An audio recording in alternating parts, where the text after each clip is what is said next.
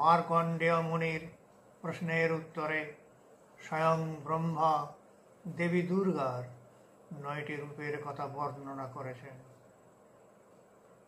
প্রথমং শৈলপুত্রীতি, দ্বিতীয়ং ব্রহ্মচারিণী, তৃতীয়ং চন্দ্রঘণ্টেতি, কুষ্মাণ্ডেতি, চতুর্থকং পঞ্চমং স্কন্দমাতেতি, ষষ্ঠং কাত্যায়নী তথা সপ্তমং কালরাত্রিতি, মহাগৌরীতি চাষ্টমং, নবমং সিদ্ধিদাত্রী চ নবদুর্গা প্রকীর্তিতা।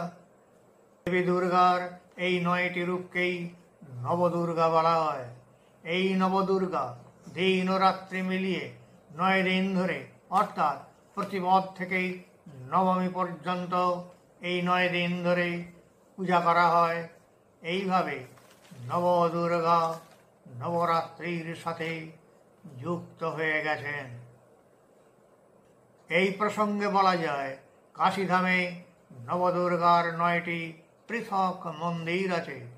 নবরাত্রির সময় প্রতিপদ থেকে নবমী পর্যন্ত 9 দিবস যথাক্রমে শৈলপুত্রী হইতে সিদ্ধিদাত্রী মন্দিরে প্রত্যহ দুর্গার দর্শনার্থী নরনারীর ভিড় হয়।